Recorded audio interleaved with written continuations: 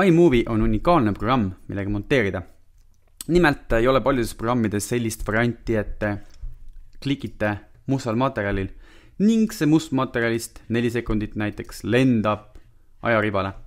Klikite materjalil ja see materjal siis lendab ajaribale, siis see tekib ajaribale. Tavaliselt tuleb siis ikka seda materjali kas siis drag and droppida, nagu siin, ehk siis lohistada, või siis mingil muul moodusel seda sinna viia. Nüüd, mida me näeme siin hetkel on siis see, et kui ma nüüd klikin, automaatselt selekteeritakse 4 sekundit. Siin on näha ka, et on 4 sekundit, 4 sekundit, 4 sekundit. Aga kusagil on võimalik neid seadeid muuta. Samuti on näha, et ka puudu on nupud. Ehk siin peaks noole nupp olema ja siin peaks ka olema märksõnade nupp. Kui teil on puudu osa nuppe, nagu et meil on siin ainult selline nupurida, siis me peaksime üle vaatama iMovie seaded. Ja iMovie seaded asuvad iMovie preferences. See on päris oluline koht, kui meil on mingid teatud seaded valed või need seaded on puudud.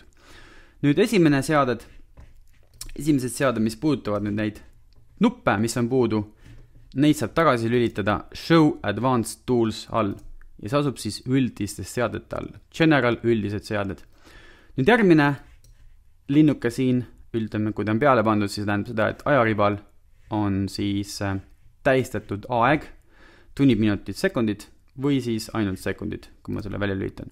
Ja siin on siis käitumine, kuidas siis täisekraanil film lõpeb, ehk siis film läheb siis kinni ja programm tuleb avaneb. Ja järgmine on siis check for iMovie updates automatically, ehk siis iMovie uuendusi automaatselt kontrollitakse. Nüüd järgmine koht on browser. Nüüd siin on koht, kus ma saan nii-öelda klipi selekteerimist muuta. Ehk siis kui ma klikin siin klipil toormaterjalil, siis kuivõrd palju, mitu sekundit siis korraga selekteeritakse. Kui ma selle slaideri lõpuni kerin, siis automaatselt selekteeritakse 10 sekundit. 10 sekundit, 10 sekundit, võin korra proovida, 10 sekundit, lohistame siia. Nimelt on veel üks võimalus, kuidas saab seda materjali siia ekraanile nii-öelda lennutada, siis mitte lohistades, vaid nupule E vajutades. Nupule E.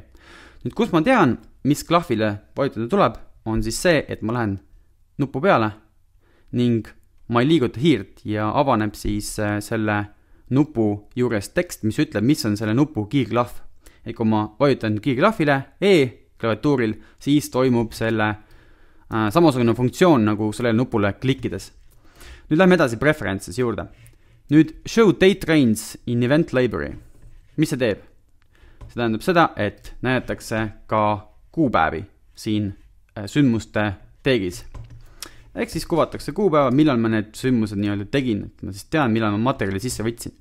Ja siis on fonte võimalik sättida ja siis on võimalik veel erinevaid seaded peale panna. Kuid üks linnuke, mis on peal, on automatically stabilize clips. See tähendab seda, et automaatselt stabiliseeritakse klipid, ehk siis kui teil kaamera väga väriseb, siis kui teil on klipid analüüsitud, siis ka kaamera värin on mingil määral eemaldatud. Ning viimane, apply rolling shutter. Rolling shutter tähendab siis seda, et teie materjalis on toimunud mingi liikumine. Mul on siin üks pilt, mis näitab, kuidas ta püüab viia korda. Näiteks siin on ventilaator, mis on tiirelnud või keerelnud ning on tekkinud selline efekt ja sellist efekti püüab iMovie otsida ja seda siis korda teha. Nii-öelda see on see rolling shutter correction, siis selliste efekti korrigeerimine. Nüüd show fine tuning controls annab siin ajaribal veel võimalusi juurde, kuid neid ma hetkel ei kasuta ning double click to. Double click tähendab seda, et mis juhtub siis, kui ma ajari peal topeltkliki teen video peal. Hetkel, kui ma teen topeltkliki, avaneb selle klipi siis inspektorvaade, ehk siis mul on võimalik seda klipi muuta, pikkust näiteks, või siis audiot või siis värve, aga teine variant on siis see, et kui ma klikin sellel klipil, siis see klipp hakkab mängima. Võin küll näidata, nüüd kui ma klikin, siis see klipp mängib. Topeltklikiga hakatakse mängima sealt kohast, kus ma olen. Vaikimisi teeb topeltklikk seda, et ta hakkab siis seda klippi nii-öelda siis neid parameetreid näitama läbi inspektori. inspektorile pääseb ligi ka selle nupu alt. Nii, ja see ongi põhiline, mis iMovie seadete all on. Video all siis on, kuidas siis imporditakse kõrgresolutsioonis video, et siin parem on võtta full, ja siis erinevad fondid, mida saab iMovie kasutada.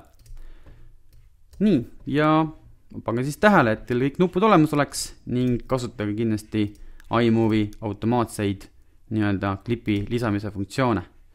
Et kui mul see nupp näiteks sisse lülitatud, kui klikin mujale, lülitan selle nupu sisse, nüüd on ainult ühe kliki küsimus, kuidas mul visatakse 10 sekundit siia klippi ja samamoodi ka 1 sekundisi klippe. Ja niimoodi on siis monteerimine suhteliselt ja lihtsaks tehtud ja ka materjali valik.